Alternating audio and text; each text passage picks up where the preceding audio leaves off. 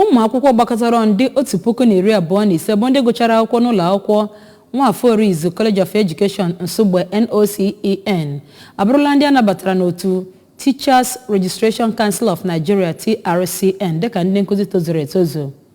Ya bụ mmemme were ọnọdụ na ụlọ ọgbakọ ezumezu ya bụ kọleji ebe ndị a nabatara gụnyere ndị gụchara na Professional Diploma in Education PDE,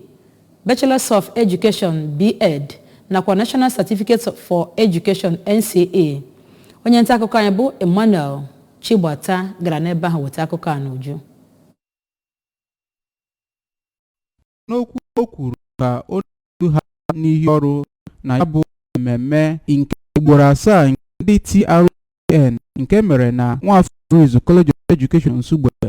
ka onye bụ rejistra ma bụrụkwa onye isi TRCN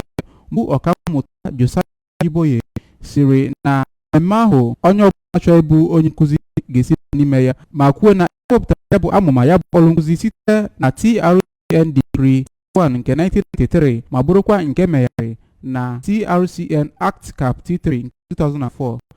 iji fụ na akpachapụrụ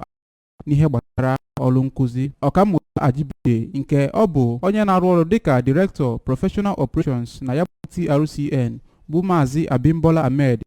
dịka ọ na-akọwa ndị nkuzi dịka ndị kachasị mkpa ịfụ na mgbanwe dị na obodo, kpọkụrụ ha ka ha bụrụ ndị na-agba onwe ha ume ọkachasị site n'ịna-agụ akwụkwọ ihe gbasara nka na ụzụ ka ha wee jiri ohere ahụ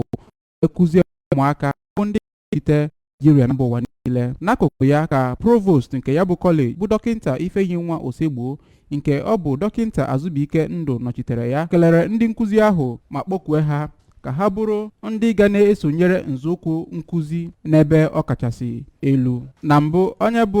onye isi ya bụ mmemme bụ Dọkịnta Chidi Nwanekezi kọwara ọrụ nkuzi dịka nke kachasị oke mkpa n'ọrụ ọbụla nke a na-alụ ma kpọkue ndị nkuzi ahụ ka ha bụrụ ndị ga na-arụ ọrụ n'usoro ọrụ nkuzi. Dịka ha na-ekwu okwu n'aha ndị nkuzi, Nwaada Afọma Nwachukwu nakwa Rita Obi kwere nkwa na ha ga-abụ ndị nnọchite anya ya bụ kọleji ma rụpụta ọrụ ha etu ọ kwesịrị. Site na Nsugbe, Emmanuel Chigbata maka akụkọ ụwa ABS.